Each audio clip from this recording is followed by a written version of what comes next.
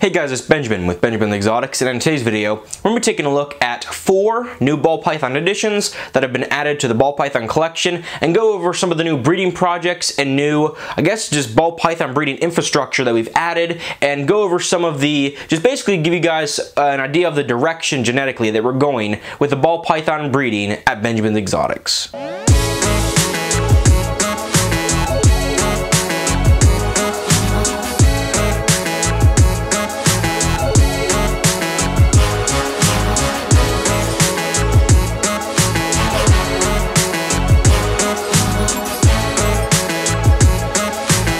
Okay, so in today's video, we're going to be taking a look at 4 of the newest adult female ball python additions that I've added to the ball python collection. And I think the best way to do this is just kind of go through the rack and actually take a look at these guys in their natural tub. You know, I'm not going to pull out the fancy table or anything, but basically, you know, like I've gone through my collection and I've been adding a bunch of stuff really recently, and one of the big things that I haven't had, which is actually pretty surprising because most people start out with, you know, something kind of like this, you know, adult, normal, female ball pythons, you know, just adult normals. They're nice, you know, you get some good quality ones, they can really have some nice colors, and the normal actually is a big determiner, or it's a big factor for the quality of the stuff that you produce. So most people start out with, you know, normals, but I started out with, like, you know, like hobbies and cinnamons and just other stuff that are already morphs, and I don't actually have, or I didn't have,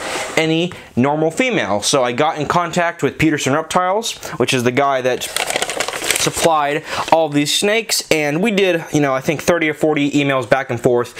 And you know, even when I'm picking out normals, I have a really specific look that I'm going for, and all of this normal stuff that I got, all of these normal females, are for either coral glow or shatter projects. And both of those snakes, I don't want to go on the light end of things. I want very dark, very brown, very rich colors, and I also want reduction. Now this animal right here is actually, this is a F13 normal female, and she isn't that reduced, but as you can see, she has a very nice chocolatey brown color, not too dark but not too light, kind of a great color for my coral glow stuff, and I really like this female. And when I contacted Peterson-Reptiles, I went through, I think, like 20 pictures of 20 different normal females, and I specifically picked out, you know, the ones that I wanted. So like that one right there, pretty dark, but what I was really going for was a little bit more like this, you know, just a little bit more reduced, because, you know, with coral glow, I really like reduction. I really like to clean things up.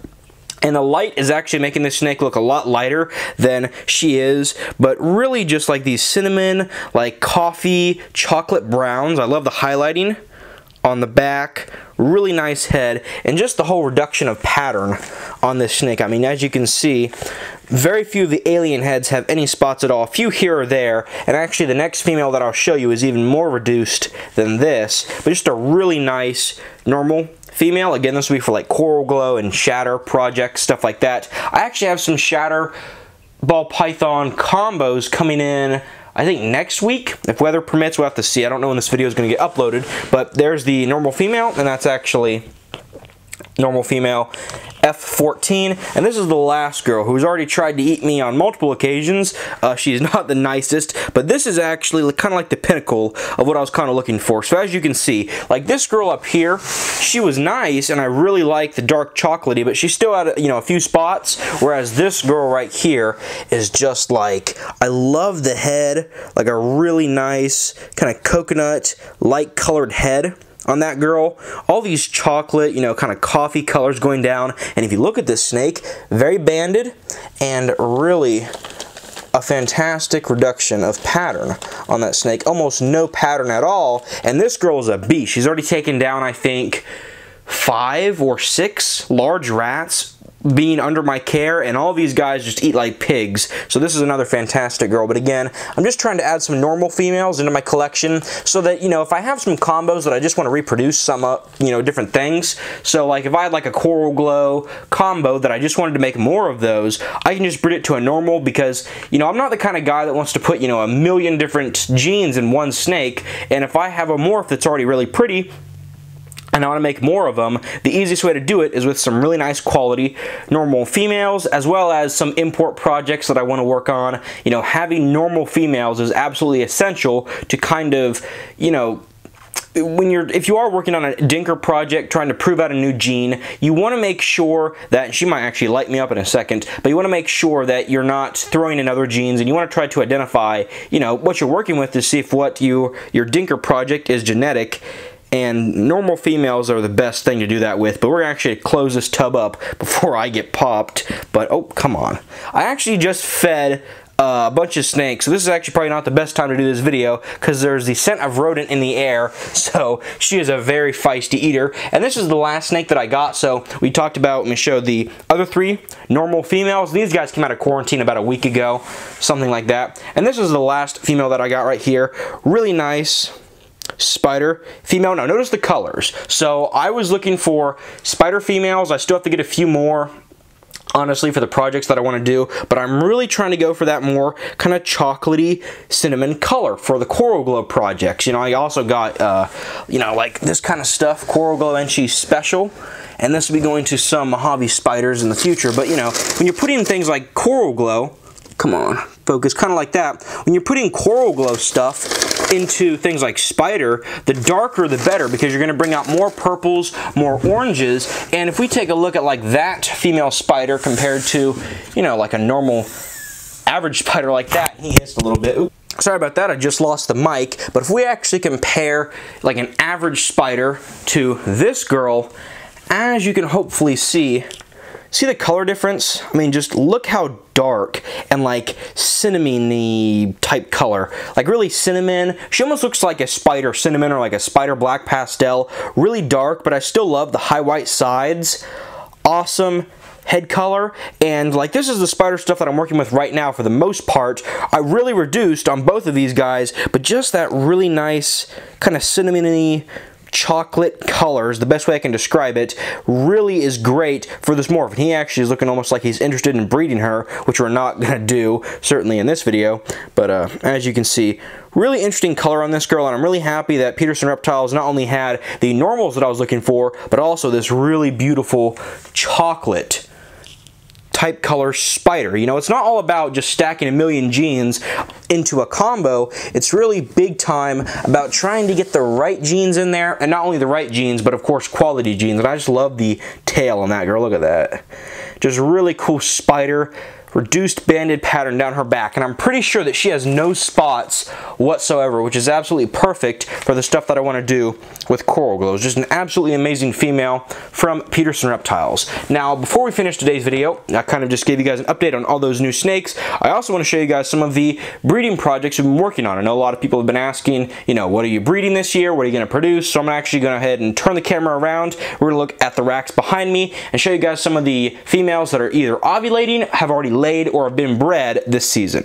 Okay, so just kind of taking a look at some of the stuff we've been breeding this season. This is actually the cinnamon female that already laid eggs, and she is going to light me up if I give her the chance. She actually just took down a large rat a little while ago, and as you guys can see, she's actually bounced back a lot quicker than most of the other females that I've had and bred so far, but she just, I don't know if it's because of age or what, but she's just pounding rats. She started off with a small rat, worked her way up to a medium, and now she's up to eating large rats. And as you can see, she's already put on a little bit of her body weight compared to how she looked when she laid the eggs. So that's actually pretty impressive, and her eggs are, of course, sitting over there in the incubator.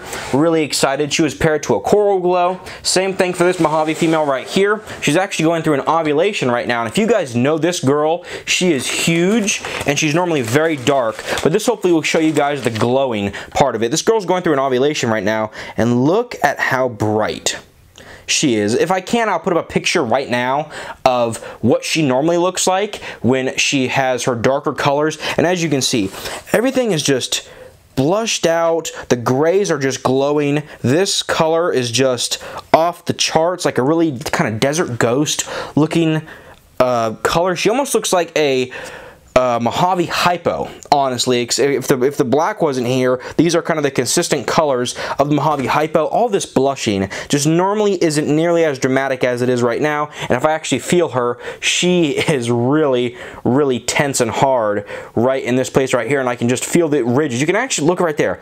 You can see along the spine kind of the ridge. You can actually literally see the ridges of eggs, because the eggs right now, or what would be follicles, are moving down. They're being fertilized during ovulation. So she's hopefully going to have a bunch of really awesome Coral Glow Mojaves. And she was actually bred to the exact same male that bred that cinnamon female. So basically like this guy right here, which is just really awesome.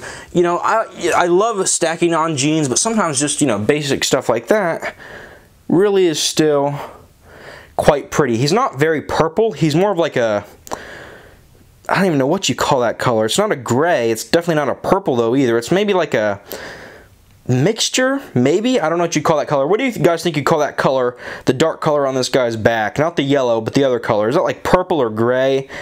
It's not really either. Sometimes these colors on the ball pythons are so just weird. It's kind of hard to describe. But he was bred to the Mojave female. And I've also put him and another Coral Glow male to, you know, ooh, there's my cord, some of the stuff like this. So this is a pastel possible het lavender albino, and I don't know if I'll try to prove her out in the future for being het lavender albino.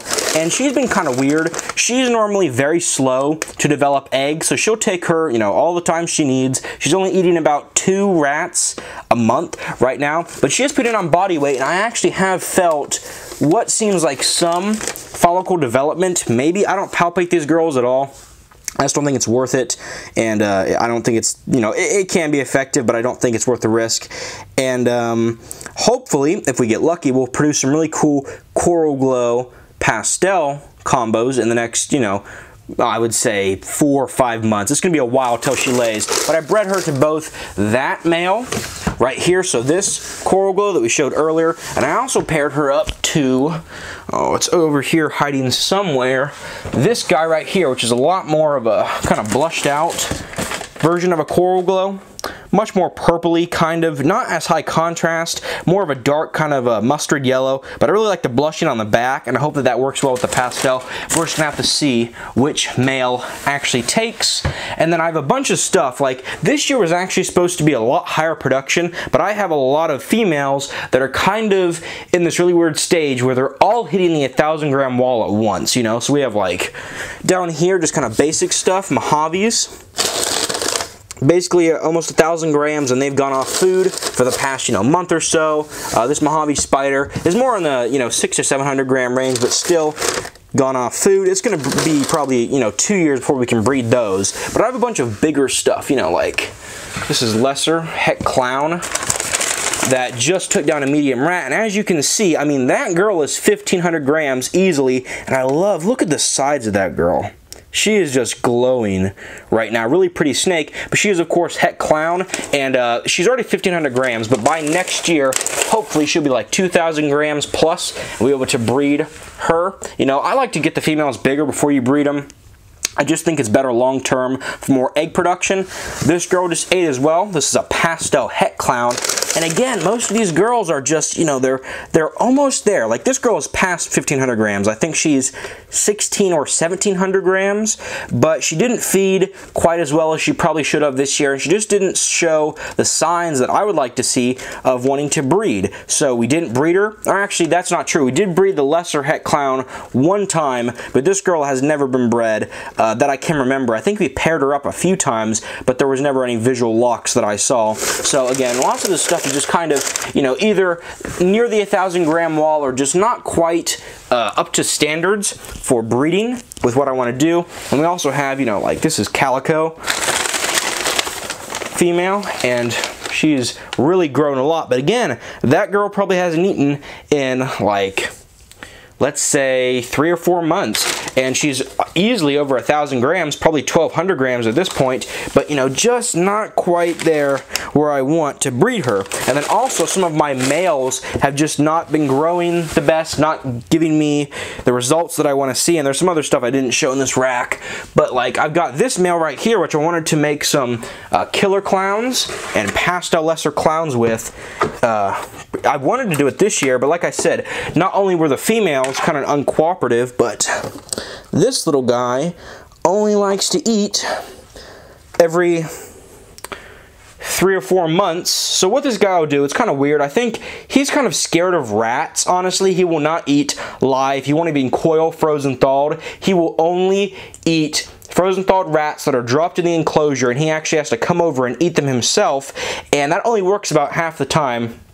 And he'll do that for about, you know, 1.5 to 2 months, and then he'll go on a 3 to 4 month feeding spree, or feeding fast. He won't eat at all. And as you can see, really nice colors. He's a great snake, but I mean, you look at that, I mean, that's nothing. If we actually could weigh him right now, if we can move this chair a little bit, this guy's probably, I'm not even gonna say 400 grams, probably like, I'm gonna say this looks like a 350 gram snake. A little bit under that actually, so it's 300 and basically, let's say 20 grams. So he's really small, but I actually did have this guy lock once with the lesser het clown female. So it's kind of weird what's going on with some of the clown projects. Things just aren't quite growing the way I want them to, or we're having different problems. So we might have to upgrade this guy in the future, but I'm gonna keep letting him grow, see if he'll get to the right size, and if we get lucky, next year he will breed and we'll produce a bunch of, you know, killer clown stuff and a pastel lesser clown, and then we can actually put in spot nose and orange dream and, you know, desert ghost and all kinds of awesome stuff in the future. But that's just kind of a little update on what's going on with some of the breeding projects here at Benjamin's Exotics. I didn't touch on everything that I wanted to, but I think that's a pretty good overview of some of the coral glow and clown stuff that we're going to be doing in the future, and obviously there's a lot of room for expansion. So hopefully you guys enjoyed this little segment of kind of the breeding projects here at Benjamin's Exotics, and just wait for the next few months because we're going to have a lot of eggs coming out of these females. So overall, I hope you guys did enjoy and most importantly benefit from today's video. Again, if you guys want to keep updated on some of the breeding projects that we're doing here at Benjamin's Exotics, make sure to check us out on Instagram at Benjamins_exotics. Link will be down in the description below, of course. Make sure to subscribe if you're new to the channel, and hit that bell icon thing so you can get a notification when we upload a new video. I think I said that right. Thanks for watching, and I'll see you guys in the next video.